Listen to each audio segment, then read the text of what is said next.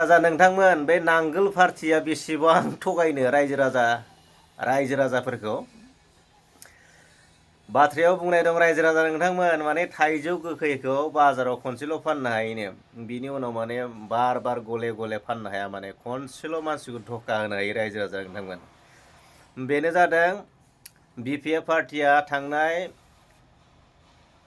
Council इलेक्सनाव जिथुखि BTC council इलेक्सनाव गोबां माने मिया minority मुस्लिमफोरखौ थगायनानै भट लाबाय माने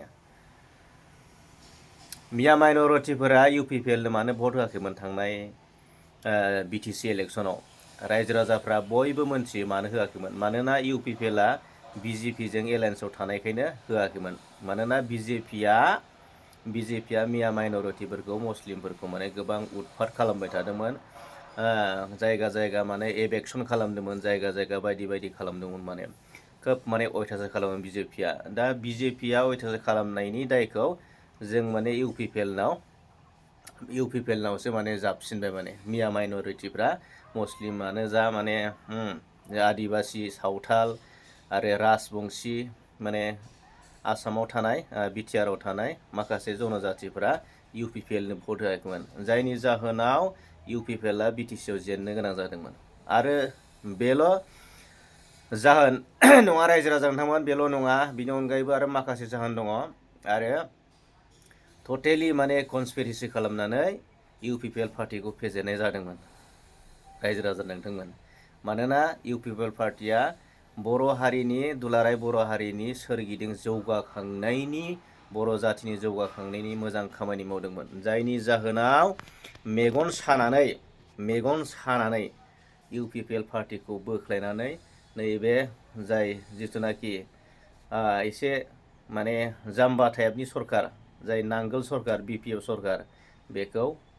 फिदिं फिदा लानानै फैदों रायजो राजा नोंथांमोन नोंथांमोना मोनथिखाबाय आरो बै समाव मानाव गेदेर हाग्रामा महिलारि बिथाङा मा बुंदोंमोन माथि पाट्टा लागे ना एसटि लागे माथि पाट्टा लागे ना एसटि लागे बे स्ट्रेटेजिजों बे कौशलजों खायदाजों गुबुन जातिफोरनि भटखौ मिया माइनरिटिफोरनि 80% भट लानानै बिपिएफ पार्टिया थांनाय बिटिसि काउन्सिलाव 28टा सिट लानानै देरहानो हादों थ' बिसोरबो मोनथिया माने बिपिएफ पार्टियाबो मोनथिया बोरै देरहाखो बोरै 28टा मोनखो गावसोरनो जेबो मोनथिया माने थ' बियो खनसेल' बेबायदि सुबिदाया खनसेल' फैयो आरो एबार माने बिपिएफआ जे थगायसुला बिपिएफ पार्टि नांगोला जे रायजो राजाखौ थगायगासिनो दं मोनबा गेरेन्टिनिफ्राय लानानै साख्रि बाख्रिनिफ्राय लानानै अरुनदय दाननायनिफ्राय लानानै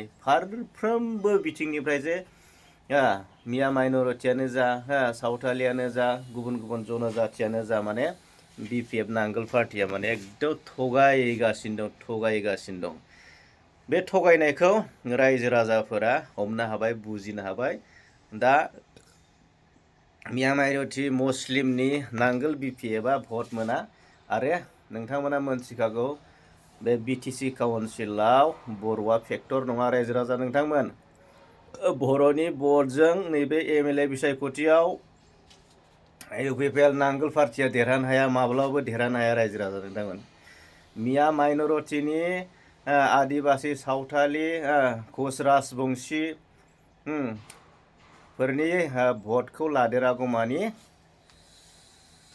देरहानो हाया मानोना एबार खाथां 100% खाथां जाबाय आरो बिपिएफआ नैबे 2022 मायथाइनि जि फैबाय थानाय 9 एप्रिलाव जानो गोनां बिसायख'थियाव माने 15थायाव 15था एकदम रेजेक्ट सेसकार माने थांखाबाय माने दा माब्रै थांगोन बिनि खार'ना बिनि जाहोना माब्रै थांखो होननानै नोंथांमोना आंनाव कमेन्ट खालामनो हागौ बोरै जोबनो मानोना मिया माइनरिटिफोरनि भटखौ माने मोनसेबो बिसोरो मोननायनि जेबो सुबिदा गैला चान्स गैला टटेलि माने रागा जोंजोब्बाय माने मिया माइनरिटिफोरा आरो बर'आबो नोंथांमोना नुनो मोनदों इउपिपिएलआव ओरैबायदि लोब लोब रायजो राजाफ्रा इउपिपिएलनि जिथुनाखि खामानि मावनाय दांनाय इउपिपिएलनि जिथुनाखि आइडिय'ल'जि मिशन भिजन थांखि बिथांखि अबजेक्टिभ्सफोरखौ मोजां मोननानै रायजो राजाफ्रा लोब लोब लोब लोब बाहागो लादों। रायजो राजा नोंथांमोन उदालगुरिनिफ्राय माजबादनिफ्राय लानानै गसाइगावथु माने जेसेबां नोंथांमोना नुनो मोनदों माने ओरैबादि मोजां UPPLनि जिथुनाखि माबाया। आं नोंथांमोननो भिडिअनि बे माबायाव स्क्रिनाव देखायगोन, क्लिप्सफोरखौ देखायगोन, बबे बबे जायगायाव बेसेबां माने UPPLनि सापर्टारा बेसेबां माने दोहौ, वेबआ बेसेबां माने गोसार ना बेखौ नोंथांमोननो दिन्थिगोन रायजो राजा नोंथांमोन। मानोना गिबि बे आसामनिसो बे इलेक्सन रायजो राजा नोंथांमोन, आसाम एसेम्ब्लिनिसो 126 126टा माने कनस्टिटुवेन्सियाव माने इलेक्सन जागोन, बादायलायनाय जागोन। दा दिनै आसामाव जेबो दावराव दावसियानो जायाखै रायजो राजा नोंथांमोन, आसामाव बुलायनाय जेबो जायाखै। जोंनि माबायावसो बड'लेण्डआवसो BTC-आवसो होबाय, उदालगुरियाव रिहन दैमारिनि फिसिनानै दोनजानाय माखासे मा होनो बिदिखौ मुं गैयै मानसिफ्रा गारि बुख्रुबनाय आराम्भ खालामबायनो रायजो राजा नोंथांमोन। दा बेनो फोरमान होदों। दा मानाव गेदेर रिहन दैमारिया उदालगुरियाव 100% जाबाय, रोखा जाबाय। बे जेनसिगोन रोखा जाबाय। जायनि जाहोनाव माने गोहो बाहायनानै, पावार बाहायनानै, सक्ति बाहायनानै गारि बुख्रुबनानै देरहानो नाजादों। थाखा फैसा राननानै, थाखा फैसाजों लब देखायनानै मानसिफोरखौ बायनानै माने देरहानायनि मा खालामदों, स्ट्रेटेजि कुकल खालामदों। थ' जेसेबांखि खालाया मानो, गारि बुख्रुबा मानो, थाखा फैसा राना मानो, मानोना उदालगुरि कनस्टिटुवेन्सियाव मानाव गेदेर रिहन दैमारिया माने बे खेबाव बियो रेस्ट लानांसिगोन आरोना, बियो आराम खालामनो मोनसिगोन माने MLA निफ्राय। आरो रायजो राजाफ्रा बेनो बहुत होखाया। आरो नैबेबायदि माने दुथां हाबा मावनाय जिथुनाखि जायफोर अगियान, जायफोर साननो रोङै मानसिफोरनि बेफोर अगियान खामानि मावनायफोरखौ माने बिनि फिननायखौ रायजो राजाफ्रा होनो हायो। माने बेफोरखौ माने गारि बुख्रुबनायाव आरो गारि बुख्रुबनो गोनां गैया, गारि बुख्रुबफिननो गोनां गैया, माने बिनि फिननायखौ रायजो राजाफ्रासो होनांगौ माने।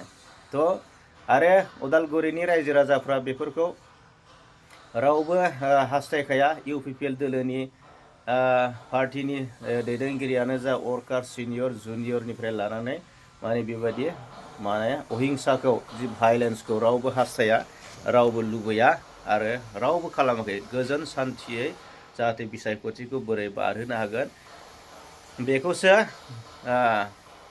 UPPL दोलोनि वर्कार्सफोरा बेखौसो हास्थायगासिनो दंमोन। नाथाय नोंथांमोना नुनो मोनबाय दाखालि हराव माने BPF पार्टिनि माखासे मुं गैयैफ्रा गारि बुख्रुबजेनबाय।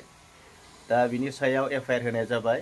आरो जेब्लासिम आयेना इकुवेल जागोन, जितु बेयाव डिसक्रिमिनेसन खालामनो मोना, सरकारि प्रखाखननि फारसे खावलायनाय थाबाय जाहाथे आयेनखौ समानै खालामो, आयेना जाहाथे इकुवेल जायो। दायनिगिरि बा दायनिगिरिखौ हमनांगौ, नङा होमबा? इकुवेल जायो, अब्लासो जोंनाव बेबायदि गाज्रि जाथाया जोंनाव जानाय नङा। जुदि डिसक्रिमिनेसन खालामो, जुदि बेखौ डिफ्राय खालामो, नङा होमबा रायजो राजा नोंथांमोन? जुदि दायनिगिरिखौ हमनानैबो जुदि दायनिगिरिखौ हमा, अब्ला आरो दायनिगिरिया मावनो थाखाय आरो गोहो बोलो मोनगोन, खाबु मोनगोन। बिनिखायनो आयेना समान जानांगौ माने। दा आंनि खावलायनाया बे आरो। जै जाथों।